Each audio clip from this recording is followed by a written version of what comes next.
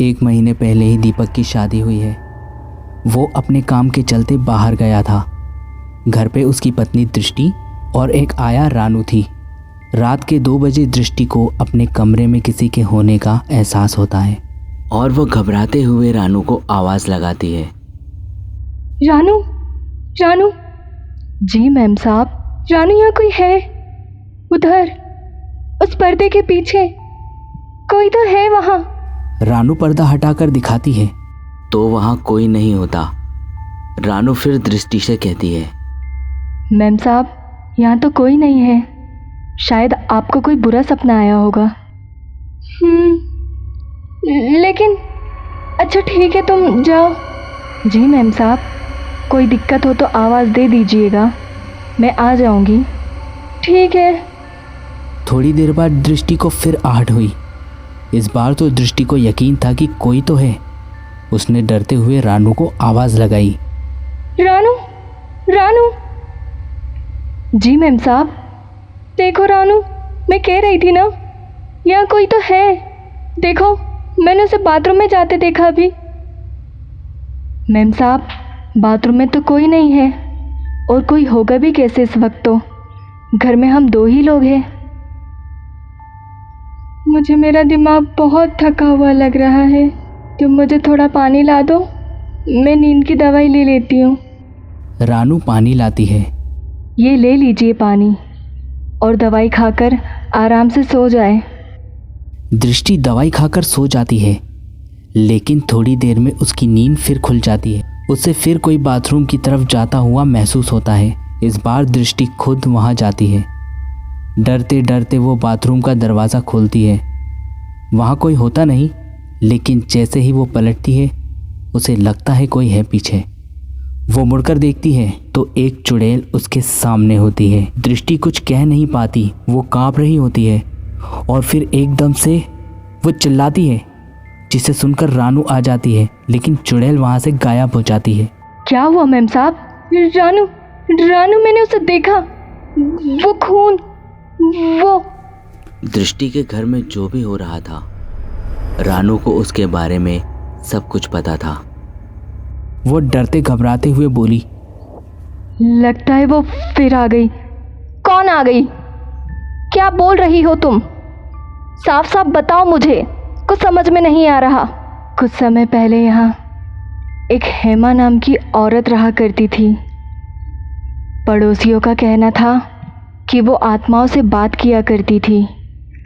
रोज़ की तरह उसने एक दिन एक बुरी आत्मा को बुलाया और उससे बात करने के बाद उसे जब वापस जाने को कहा तो वो आत्मा नहीं गई और हेमा को मारने की कोशिश भी की।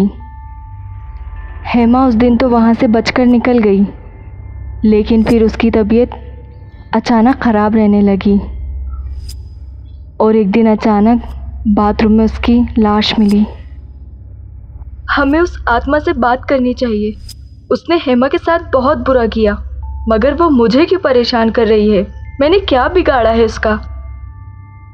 उस आत्मा के बुलाने पर रानू दृष्टि को बहुत रोकने की कोशिश करती है, मगर दृष्टि उसकी बात ना मानकर उस आत्मा को बुलाने की जिद करने लगती है और वो उस आत्मा से ज़रूरी बात करेगी।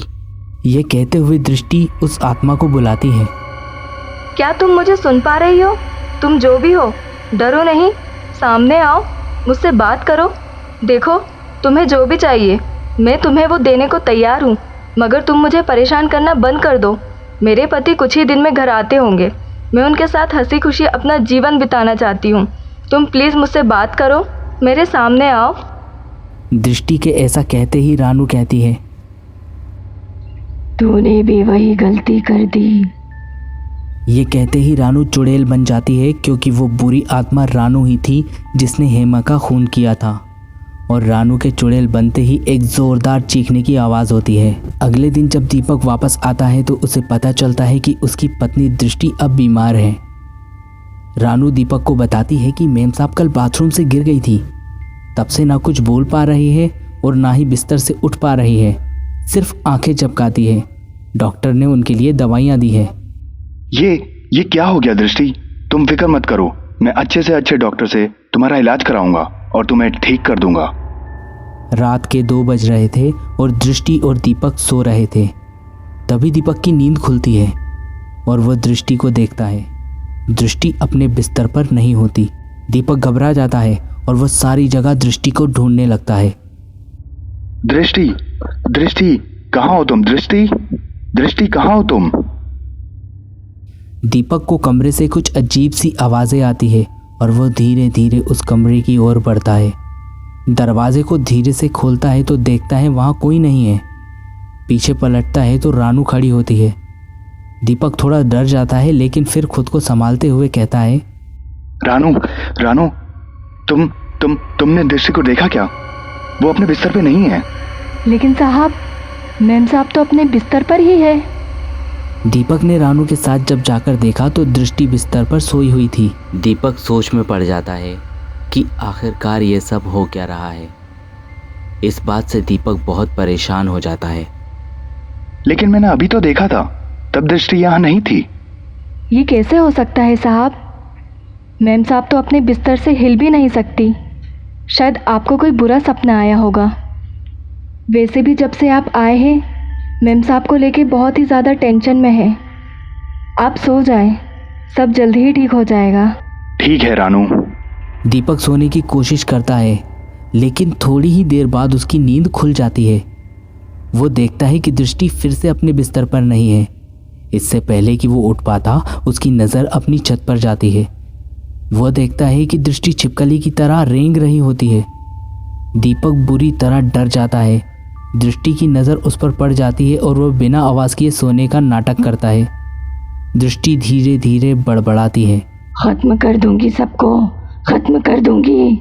बाथरूम में दफन मेरी लाश की तरह तुम सबकी लाश भी सड़ेगी इस घर में। यह सुनते ही दीपक समझ जाता है कि उसके पास वक्त कम बचा है और उठ के सीधा बाथरूम की तरफ भागता है।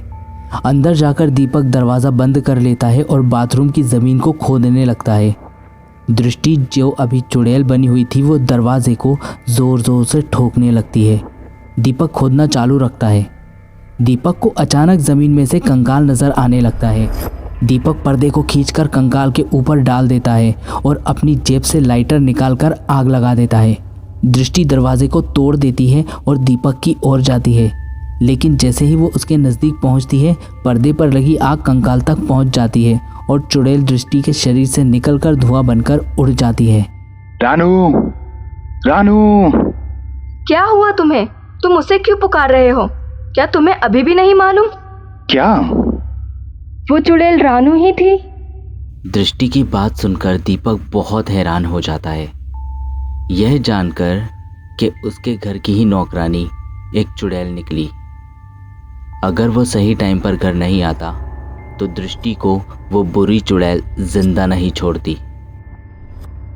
20 साल बीत चुके हैं और अब दृष्टि और दीपक के साथ उस दिन के बाद से कोई बुरी घटना नहीं हुई और वो लोग अपने 2 बच्चों के साथ हंसी खुशी से अब उस घर में रहने लगे हैं। एक दिन अचानक से दृष्टि की तबीयत खराब होती है और वो मर जाती है। अब घर में बचते हैं सिर्फ मनाली, प्रिया और दीपक। फिर एक दिन, पापा, मनाली दी सुबह से अपने रूम में नहीं है। क्या? कहाँ गई वो? पापा, मुझे नहीं पता।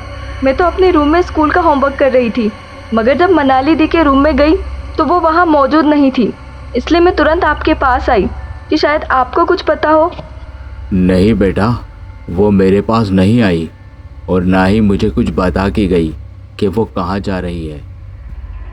तभी दूसरी ओर एक घने जंगल में एक बूढ़ा आदमी और एक बूढ़ी औरत वहाँ से गुजर रहे थे। उस जंगल में किसी लड़की के रोने की आवाज़ आ रही थी। यह तो किसी बच्चे की रोने की आवाज़ लगती है। हे भगवान, ना जाने क्या बात है, वह बच्ची इतनी ज़ोर से क्यों रो रही है। महिष्मती, चलो हम उस बच्ची के पास चलकर पूछते हैं, ना जाने क्या परेशानी है। जी जी बिल्कुल, आप ठीक कहते हो। जी चलिए। तभी वो बुजुर्ग बाबा और वो बूढ़ी औरत उस पेड़ के नीचे बैठी हुई लड़की के पास जाते हैं और देखते हैं वो तो एक चुड़ैल है और वह चुड़ैल तुरंत उन दोनों को वहीं पर मार देती है। अगले ही दिन दीपक और प्रिया उसी जंगल की ओर निकल पड़ते हैं। वहीं रास्ते में एक रोड के किनारे किसी लड़की की लाश मिली थी। जब दीपक गाड़ी से नीचे उतरकर देखता है तो वो कोई और नहीं, मनाली की डेड बॉडी रहती है। नहीं, ये क्या हो गया? मेरी बच्ची कल तक तो बिल्कुल ठीक थी। मनाली दी उठो, क्या हो गया है आपको? प्लीज़ मनाली दी उठिए, मनाली दी। मनाली थोड़ी देर बाद एक चुड़ैल का रूप लेकर उन दोनों को मारने ही वाली होती है कि तभी उस बूढ़े बाबा और बूढ़ी औरत की आत्मा उन्हें बचाने के लिए आ जाते हैं और कहते हैं, बेटा, जो तुमने 20 साल पहले एक बुरी आत्मा को मारा था, वो बुरी आत्मा हर 20 साल के बाद वापस से ज़िंदा हो जाती है और खूबसूरत लड़कियों को अपना निशाना बनाती है। तुम लोग जल्दी से यहाँ से निकल जाओ। ये बात सुनकर दीपक और प्रिया वो शहर छोड़कर चले जाते हैं और हमेशा उस बुरी आत्मा से बचने के लिए तांत्रिक बाबा से एक ताबीज़ बनवाकर हमेशा अपने गले में पहने रहते हैं।